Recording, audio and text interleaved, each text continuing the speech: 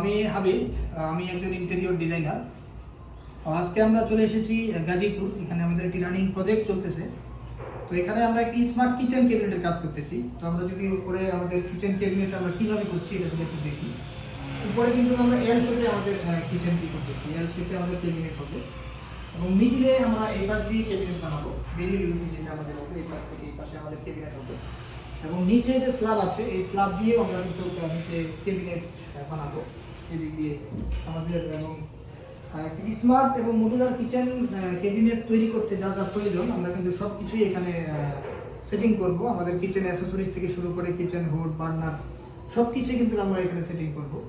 আর আমি আপনাদেরকে একটি মেসেজ দিয়ে রাখি, আসলে কিচেনের জন্য আপনারা অনেক সময় আমাদেরকে প্রশ্ন করেন বা অনেক সময় আমাদেরকে মেসেজ করেন, ফোন করেন যে আসলে আপনারা কিচেনের স্ল্যাবটি কীভাবে করবেন, আপনাদের চুলার জায়গাটি আপনারা কোথায় রাখবেন, আপনাদের সিঙ্কের জায়গাটি কোথায় রাখবেন। আমরা এখানে যেভাবে করতেছি, আমরা কিন্তু চুলাটি রেখেছি জানলা থেকে একটু সাইডে। আপনারা অনেকেই সবসময় একটি ভুল করেন, সেটি হচ্ছে জানলার পাশে কিন্তু অনেকে আপনারা চুলাটা দিয়ে দেন। যখন জানলার পাশে চুলা হয় তখন আমরা যখন এখানে একটা কিচেন হুড ইউজ করবো তখন কিন্তু আমাদের এই বরাবর জানলাটির মধ্যে এটা বন্ধ হয়ে যাবে। এই জন্য আমরা জানলা থেকে সাইডে আমাদের এখানে আমরা বার্নারের অপশন দিয়ে রেখেছি। এখানে যদি আমরা চুলাটা ইউজ করি এবং এই বরাবর আমরা যদি এখানে কিচেন হুড ইউজ করি সেক্ষেত্রে কিন্তু আমাদের জানলা বন্ধ করার কোনো প্রয়োজন নেই।